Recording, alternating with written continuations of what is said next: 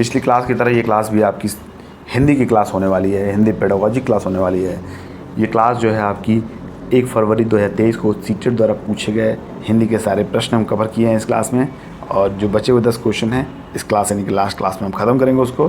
तो चलिए शुरुआत करते हैं अपने क्लास की। उससे पहले आप सभी से मैं कहना चाहूँगा कि जो भी चैनल पर नए हों या पहली बार आए हों तो ज़रूर सब्सक्राइब करिए। सब्सक्राइब में कोई कमी मत कीजिए, सब्सक्राइब कीजिए और बेल आइकन प्रेस कीजिए ताकि आपको जो भी क्लास हम यहाँ से सेंड करें वो आपको रिसीव हो टाइम से। तो चलिए शुरुआत करते हैं अपने 21 नंबर क्वेश्चन की। दिया है कि कक्षा 3 की एक बालिका शब्दों के प्रत्येक अक्षर की ध्वनि समझ लेती है या पढ़ लेती है। वह क्या करने का प्रयास कर रही है?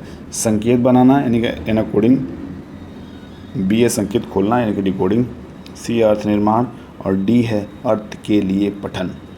तो देखिए आप, संकेत खोलना क्या कर रही है? वो संकेत खोलना काम कर रही है। क्या कर रही है? वो क्या करने का प्रयास कर रही है? संकेत खोलना, डिकोडिंग का। बात करेंगे 22वें क्वेश्चन की।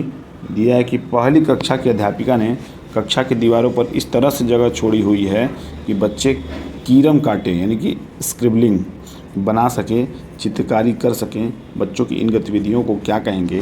आरंभिक साक्षरता, हाथ आँख समन्वयन, लेखन विकास या डी चित्रकारी सीखना। तो क्या कहेंगे? आरंभिक साक्षरता। क्या कहेंगे? आरंभिक साक्षरता। बात करेंगे 23वें क्वेश्चन की। दिया है कि अधिगम के शुरुआती वर्षों में कौन सा उद्देश्य तुकबंदियों और शिशु गीतों का नहीं है? अधिगम के शुरुआती वर्षों में कौन सा उद्देश्य तुकबंदियों और शिशु गीतों का नहीं है? तो ए आपका भाषा विकास, मूल्य विकास, सी आपका कल्पनाशीलता एवं अनुमान और डी है व्याकरणिक क्षमता का विकास। तो क्या सही हो जाएगा इसमें? देखिए डी वाला ऑप्शन को, व्याकरणिक क्षमता का विकास, व्याकरणिक क्षमता का विकास। 24वें क्वेश्चन की बात करेंगे तो दिया है कि डिसलेक्सिया से क्या आशय है? डिसलेक्सिया से क्या आशय है? डिसलेक्सिया बताइए। अभी आप लोग सीडीपी में भी पढ़े हैं इस क्वेश्चन को, तो डिसलेक्सिया आप जल्दी आंसर करिए आप लोग। देखिए बच्चों में जो पठन विकार है वही डिसलेक्सिया है। क्या है? जो पठन विकार है वही डिसलेक्सिया है। और देखिए डिस्ग्राफिया क्या होता है कि बच्चों में ठीक जो लिख नहीं पाते हैं वो डिस्ग्राफिया होता है। और डिस्कैलकुलिया उसे कहते हैं कि गणित में दिक्कत आती है, उसे हम डिस्कैलकुलिया कहते हैं। कैलकुलिया मतलब कैलकुलेशन समझिए कि कैलकुलिया आपका गणित में दिक्कत है, और ग्राफिया है इसका मतलब ठीक से लिखने में दिक्कत है, और डिसलेक्सिया है तो इसका मतलब पढ़ने में दिक्कत है। क्या है?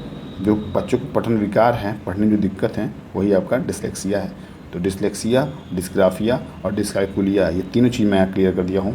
अब इस पर आपको फंसने कोई आवश्यकता नहीं है। 25वें क्वेश्चन की बात करेंगे। दिया कि अश्विनी कक्षा 5 में पढ़ता है, कक्षा 3 तक आते आते उसे अपनी मातृभाषा में पठन कौशल का विकास हो चुका था। अब वो अंग्रेजी की अच्छी तरह से पढ़ने लगा है। अंग्रेजी पठन की उसकी योग्यता में क्या प्रतिबिंबित हो रहा है? क्या हो रहा है? अंग्रेजी पठन की उसकी योग्यता में क्या प्रतिबिंबित हो रहा है? तो उसको बताना है। ए ऑप्शन आपका है पठन निपुणता का विकास, बी है दक्षता संवर्धन, सी है पठन का कौशल और डी है कौशल अंतरण। तो देखिए क्या हो जाएगा सही? कौशल अंतरण। क्या हो जाएगा? कौशल अंतरण, कौशल अंतरण, कौशल अंतरण। 26वें की बात करेंगे तो दिया है कि एक अध्यापक विद्यालयी शिक्षा के बुनियादी वर्षों में बच्चों को भाषा की कक्षा में शब्द समूहों, शिशु गीत, तुकबंदियों और छोटी छोटी कहानियों से परिचित करवाता है। वह भाषा अधिगम के किस उपागम का अनुसरण कर रहा है? ए है आपका समग्र भाषा उपागम, बी है शब्द विधि, सी है स्वनिम उपागम, डी है समग्र वाक्य उपागम। तो देखिए आप इसमें समग्र भाषा उपागम को आप टिक करेंगे क्योंकि यही जो है बोर्ड की तरफ से बताया गया है और यही सही भी है। बात करेंगे 27वें क्वेश्चन की। दिया है कि कक्षा 5 के विद्यार्थियों को अपनी सर्वाधिक परीक्षा में निम्नलिखित प्रश्न दिया गया। कक्षा 5 के विद्यार्थियों को अपनी सर्वाधिक परीक्षा में निम्नलिखित प्रश्न दिया गया। ज़रा थोड़ा सा इसमें देखिए, इसमें थोड़ी सी गड़बड़ी है, मैं इसको थोड़ा सही करने का प्रयास करता हूँ। दिया है कि कक्षा 5 के विद्यार्थियों को अपनी सर्वाधिक परीक्षा में निम्नलिखित प्रश्न दिया गया, सही है। और इसके बाद डबल इन्वर्टेड कामा है। आप क्या पसंद करते हैं और क्या पसंद नहीं करते हैं, उससे निम्नलिखित वाक्यों की पूर्ति कीजिए। तो जो ये मतलब जो ये क्वेश्चन है ये किस श्रेणी में आता है, इसको बताना कि यह प्रश्न किस प्रारूप के अंतर्गत आएगा। तो ए है बहुविकल्पीय प्रश्न, बी है लघु उत्तरीय प्रश्न, सी है पाठ से बाहर के प्रश्न और डी है खुले अंत वाले प्रश्न। तो ये खुले अंत वाले प्रश्न हैं। क्या है? खुले अंत वाले प्रश्न हैं। खुले अंत वाले प्रश्न हैं। जैसे होता है कि इस प्रकार जब प्रश्न आता है तो बच्चों की स्वाभाविक जिज्ञासा को बढ़ाते हैं और उन्हें स्वयं के सोचने की चुनौती देते हैं। ठीक है, तो खुले अंत वाले प्रश्न है ये। अब 28वें की बात करेंगे तो 28वां दिया है, कक्षा 4 की अध्यापिका अपने शिक्षार्थियों को एक पाठ्य सामग्री देती है और वह प्रकृति पर अपना ही एक अनुच्छेद लिखती है। यह पाठ्य सामग्री किसके अंतर्गत आएगी? तो ए है प्रामाणिक सामग्री, बी है प्राकृतिक सामग्री, सी है सृजित की गई सामग्री और डी है पर्यावरणीय सामग्री। तो क्या है इसका सही आंसर? आप सभी टिक कीजिए। सृजित की गई सामग्री क्या हो जाएगा? सृजित की गई सामग्री। सृजित की गई सामग्री क्या है? सृजित की गई सामग्री। बात करेंगे 29वें क्वेश्चन की। 29वां क्वेश्चन दिया है, कक्षा 5 के विद्यार्थियों को 5 के समूह में बांटा गया और अपनी रुचित का विषय चुनने के लिए कहा गया। बच्चों ने समूह में थीम पर आंकड़ा का संग्रहण किया और रिपोर्ट लिखी। भाषा अधिगम की इस गतिविधि को क्या कहेंगे? प्रदत्त कार्य कहेंगे, समूह कार्य कहेंगे, परियोजना कार्य कहेंगे या सहपाठी कार्य कहेंगे? तो क्या कहेंगे? परियोजना कार्य कहेंगे। क्या कहेंगे? परियोजना कार्य कहेंगे। परियोजना कार्य कहेंगे। अब बात करने वाले हैं हम इस क्लास के लास्ट क्वेश्चन की और 30वें क्वेश्चन की। और एक जो क्वेश्चन है ये 1 फरवरी का भी लास्ट क्वेश्चन है हिंदी का।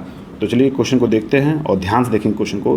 तो जो भी लोग चैनल को नहीं सब्सक्राइब किए हैं वो सब्सक्राइब कर लें और क्लास को लाइक करें, ज़्यादा से ज़्यादा क्लास को शेयर करें ताकि सारे फ्रेंड्स आपके इस क्लास का उपयोग कर सकें।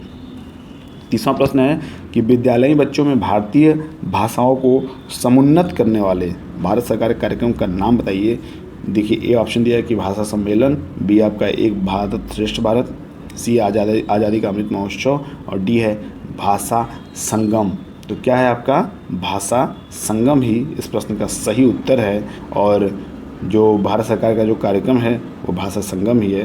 विद्यालय बच्चों में भारतीय भाषा को समुन्नत करने वाले भारत सरकार का कार्यक्रम जो है भाषा संगम है। तो इस तरह ये प्रश्न और ये सेशन यही समाप्त होता है।